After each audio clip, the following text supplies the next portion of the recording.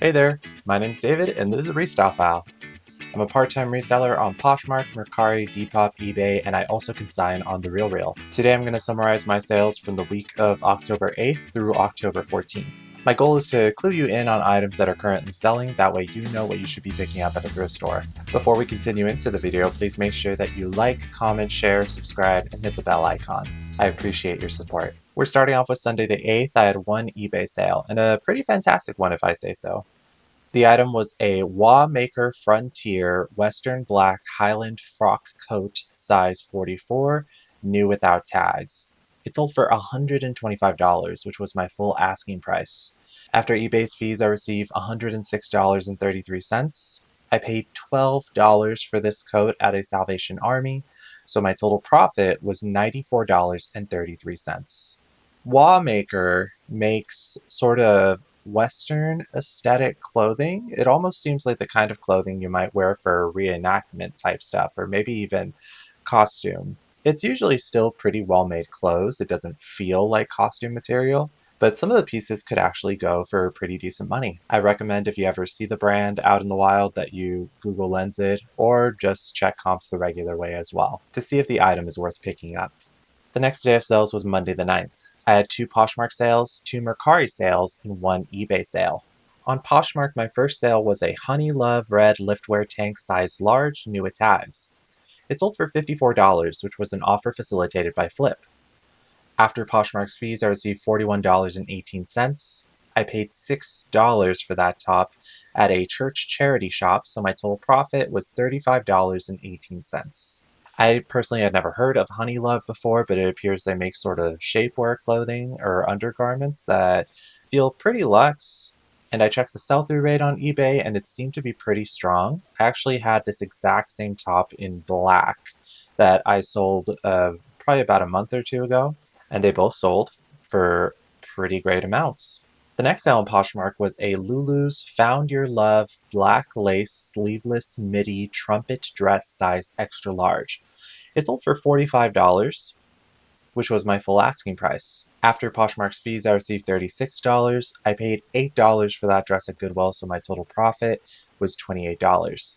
Lulu's is such a hit and miss brand and one that can be really oversaturated, so you need to be super picky when it comes to picking up Lulu's. My general rule is only sizes large and up, preferably extra large or 2XL, and it also needs to be a long dress. Midi is kind of cutting it close. It must be a really nice style for me to pick it up in a midi length. I absolutely do not pick up mini length, and maxi length is usually your safest bet. But of course, it's always style dependent. Make sure that you check comps to make sure that the average sales price of your dress is not like $15, like some of these Lulu's listings that you might see. And so far, I've had pretty decent luck the few times I've sourced it. I don't think I've been stuck with one just yet. On Mercari, I sold a Trask Coastal Grandma Chunky Elephant Boho Sterling Silver Choker. It sold for $27, which was an offer. After Mercari's fees and the cost to ship, since I do offer free shipping on Mercari, I received $18.82. I paid $2 for that necklace at a Salvation Army, so my total profit was $16.82. I am not a jewelry reseller by any stretch of the imagination. I sometimes really wish I was, because I can imagine how much simpler it would be to store jewelry and bracelets and necklaces and earrings, but I just don't really have any sort of aptitude for it. Do you source and resell jewelry? I'm curious to see how you think about it in comparison to selling clothes. Do you like it more? Do you like it less? Let me know in the comments below. The next sale on Mercari was a Steve Madden black leather horsebit loafer mule size 9.5. They sold for $34, which was an offer. After Mercari's fees and the cost to ship, I received $21.03. I actually paid $2.47 for these shoes at a family thrift center on a day when I had a coupon, so my total profit was $18.56. I had actually initially bought these for myself just because they were my size, and I am a sucker for a nice mule, but I just never wore these. The next sale was on eBay. It was a Madewell black Y2K denim distressed mini skirt with an exposed button fly, size 31. They sold for $12, which was an offer.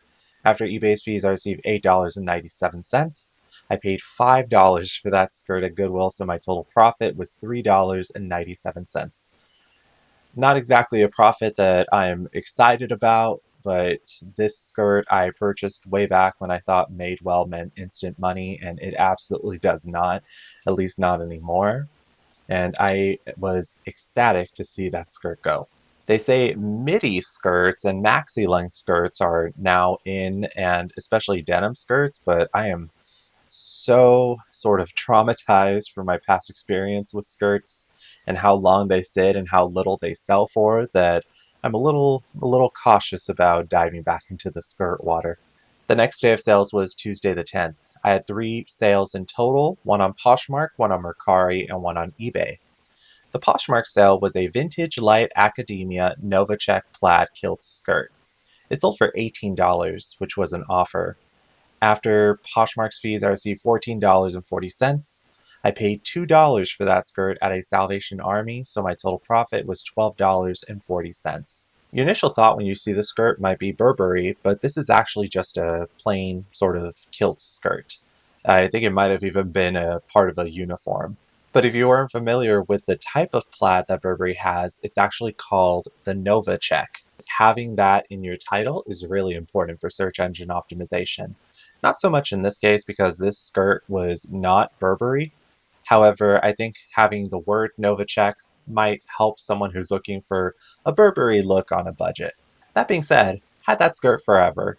What did I tell you about bad luck with skirts? The next sale was on Mercari. It was a Bowden pink lightweight floral v-neck long sleeve jersey midi dress, size 20/22 large, or possibly long. It sold for $45, which was my full asking price. After Mercari's fees and the cost to ship the item, I received $33.01. I paid $8 for that dress at Goodwill, so my total profit was $25.01. I do kind of like sourcing Bowden, especially if it's a printed piece. I won't typically purchase the more plainer items, and especially so if it's in a larger size, it's usually worth picking up as well. As always, make sure you check comps if you ever see it. The last sale for Tuesday was on eBay. It was a Betsy Johnson black label 90s black silk satin baby doll mini dress size 6. It sold for $45, which was my full asking price. After eBay's fees, I received $38.12. I paid $8 for that dress at Goodwill, so my total profit was $30.12. Betsy Johnson is occasionally a really frustrating brand and a really difficult brand to sort of opine whether or not an item is worthwhile. Of course, rule number one is to check your comps. But a couple of other reasons that I picked this one up is because it had super luxe materials. It was 100% silk, which definitely not all Betsy Johnson is. There's a lot of polyester type pieces out there from some of the sort of lower tier subsidiary labels beneath Betsy Johnson. And it's my understanding that this label, the black label, is indicative of a piece from the 90s slash early 2000s, which is also often associated with higher quality Betsy Johnson pieces. Be very careful when sourcing Betsy Johnson. Try not to pay up for it, and if you are paying anything for it, make sure it's the good stuff. On Wednesday the 11th, unfortunately, I didn't have any sales. But on Thursday the 12th, I did have 2 Poshmark sales. My first Poshmark sale was a St. John Evening Spring 2002 Y2K rhinestone midi knit dress size 8. It sold for $60, which was an offer. After Poshmark's fees, I received $48. I paid $15 for that dress at Goodwill's in the boutique section, so my total profit was $33. St. John is a luxury designer label that retails for a whole lot of money, but does not typically resell for a lot, depending on what type of piece you have. It's super style dependent, and I picked this dress up just because I thought it was so beautiful. It had these little sort of rhinestone encrusted jewels at the neckline, and also just the sort of silhouette that it created appeared to be really flattering. So I thought I'd give it a shot and take a gamble with the higher price tag, and I made a decent profit. The next sale was a Levi's 721 high-rise skinny jeans with raw hem, size 31, new with tags. It sold for $25, which was an offer. After Poshmark's fees, I received $20. I paid $3 for those jeans at a Salvation Army, so my total profit was $17. When it comes to Levi's, I typically try to stick to the 501s or the more trendier sort of styles, and usually the premium denim.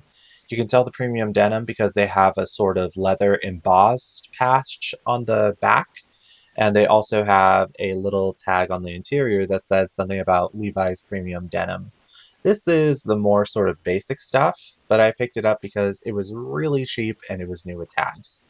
That being said, it took a long time for it to sell, but thankfully my cost of goods was low going into this item, so I still managed to turn a decent profit. The next day of sales was Friday the 13th. I had 3 Poshmark sales. The first sale was an Abercrombie & Fitch, the A&F skinny yellow jeans, size 33 by 30. I also made a note that these jeans were altered in my listing. They sold for $22, which was an offer facilitated by FLYP. After Poshmark's fees, I received $15.58. I paid $7 for those jeans at Goodwill, so my total profit was $8.58. Sort of similar to one of my prior sales, I sold some Hollister khaki pants that were like lime green, and I also bought these bright yellow Abercrombie & Fitch jeans, and I also have another pair of Hollister khaki pants that are like a sort of turquoise blue. I don't know why I purchased all 3 of these, thinking that they were going to go into my closet. They eventually moved to my death pile after I never wore them. But that being said, they've actually been selling fairly quickly. Go figure. The next sale was a J. Crew luxury V-neck wide leg velvet jumpsuit size 10. It sold for $35, which was an offer. After Poshmark's fees, I received $28. I paid $5 for that jumpsuit at a Salvation Army, so my total profit was $23. I feel like as of late, I've felt so burned by anything from J. Crew that is not a blazer or outerwear. But I did pick up this jumpsuit just because the comps seemed to be okay, and it was a pretty low cost of goods. I was fairly pleased to see that that item flipped somewhat quickly. The last sale for Friday was a Steve Madden black leather platform chunky loafers, size 10. They sold for $63, which was an offer facilitated by FLYP. After Poshmark's fees, I received $48.38. I paid $7.50 for those shoes at a Salvation Army, so my total profit was $40.88. These Steve Madden loafers fit the bill for 90s, for Y2K, for chunky, academia, witchcore even. All items that are really trending right now, and actually have been trending for a long time now, probably about a year or two. The last day of sales was Saturday the 14th, and I actually only had a single Poshmark sale. The sale was a J. Crew faux fur teddy black double-breasted pea coat size extra large, new with tags. It sold for $80, which was my full asking price. After Poshmark's fees, I received $64. I paid $40 for that pea coat, so my total profit was $24. I paid $40 for this jacket at a family thrift center in a sort of strategic way. The reason is that the family thrift centers in Texas will allow you to spend up to $50 during the week, so that's Monday through Saturday, and then on Sunday, if you've spent $50, you will get a discount on anything you buy on Sunday of 50%, in addition to an additional 5% if you're using the company's application when you're checking out. So I sort of saw this J. Crew jacket as an easy way to buy into a nice discount on some additional Sunday purchases, which I believe I was able to buy a fair amount of stuff the following day. Regardless, still would have made an okay profit. I was super glad to move that item out just because I did have it for a while. I think I picked it up at the very end of winter, so I was stuck with it for at least a year, and it was super bulky. It takes up like half a bin by itself. But thankfully, I was holding my breath when I put it on top of my postage scale, and it still clocked in at under 5 pounds. It was just bulky. So that's it for my individual sales. Now I'm going to summarize my sales on the individual platforms and then talk about my totals. On Poshmark, I sold 9 items for a total of $402. After Poshmark's fees, I received $315.54. I paid $93.50 for the items that sold on Poshmark, so my total profit was $222.04. On Mercari, I sold 3 items for a total of $106. After Mercari's fees and the cost to ship the items, I received $72.86.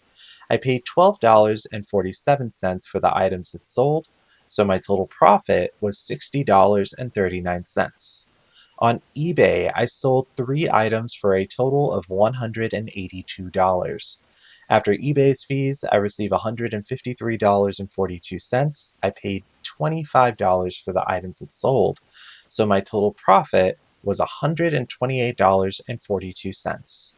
In total, I sold 15 items on 3 platforms for $690.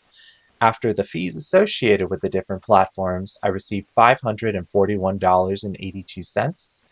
I paid $130.97 for the 15 items that sold in cost of goods, so my total profit was $410.85. My usual goal is to make at least $500 in profit every week, and this week we definitely fell short from that. But I definitely also contributed to that in not listing consistently. I had a lot of other stuff going on in my life, including a busy work week. So even then, it's about $400 that wasn't there before. I'll take it. I hope you had a fantastic sales week. I'd love to hear about your best sales in the comments below. Please make sure to clue me in or let me know any bolos that I need to keep an eye out for while I'm at the thrift. Please also make sure to like, comment, share, subscribe, and hit the bell icon. I really appreciate your support of this channel. I hope you have a fantastic sales week, and I'll see you in the next one. See ya! In this week's useless bonus footage, I have a rant corner because of an interaction I had on Depop. And I gotta say, out of all of my platforms, Depop is the one that sort of sets me up the most and also tears me down the most. I had actually received an offer for an item. It was an Affliction reversible blue front and back graphic distress thermal shirt size medium. They actually did go ahead and accept it. And then in less than an hour, I received a message from them. I was holding my breath, just hoping that it was going to be a thank you or I can't wait to receive the item type of message. But nope, not today. The message said, "Can you refund it? I accidentally bought it." So I gotta ask y'all, Depop is like the application where you cannot accidentally do stuff because you make an offer. It goes to the seller. The seller accepts the offer or counters the offer. Regardless of what the seller does, it's going to send it back to the buyer, and they then have to reconfirm it that they are going to go ahead and purchase the item, which is absolutely nonsensical, but I will say that it's a great way of sort of guaranteeing that there's no accidental purchases, or at least so I thought prior to this purchase. I was so tempted to write something back and say, "No, sorry, you accepted it." But the idea of someone receiving an item that they don't want, etc., and then opening a case or doing any kind of nonsense on me, so I actually just went ahead and refunded them. End of story, right? Wrong. So about 2 days later, I received a message from this person. And at that point, I was just like, what could this be about? The message said, "Have you sold it?" And at that point, I was thinking, whatever, I'll humor this. So I sent him a message saying no. They then said, "Can you put it up for purchase?" And I was so hungry for this sale that I also started relisting it. Depop has a horrible relisting process, by the way. And as soon as I relisted it, I blocked the buyer. I figured at this point, there's going to be some sort of shenanigans when they receive it. And I don't want to deal with it. I'm too old for that. So I thought that'd be the end of it. I'd never hear from them again. Again, wrong. Almost immediately, I get another message from another account with what appears to be a different name. And the message reads, "Hello, I'm sorry for the misunderstanding. I refunded my purchase because I was not aware that I did not have enough money to buy the shirt, but now I have enough. May you unblock my other account? I got my payment options on there, please." Does this sound plausible? Sure, it could actually be a total misunderstanding. I didn't have a good feeling about it. And as a reseller, there's times where you want to sort of trust strangers, and there's also times where you need to follow your gut. And my gut told me I don't want none of this sale. So I actually went ahead and blocked that account as well. At the very least, I can be rest assured that this person is out of my hair. But I'm curious if anyone else has ever had an experience like this. If so, I'm curious to also know, what did you do in this situation? Did you block them? Did you go ahead and also honor the sale and go ahead and take it? And did everything turn out okay against your better judgment? Let me know in the comments below. Thanks for hearing me out in the rant corner. And thanks so much for watching. I really appreciate your viewing and your support. I wish none of these types of shenanigans on you. I hope you have an incredible sales week, and I'll catch you in the next one. See ya.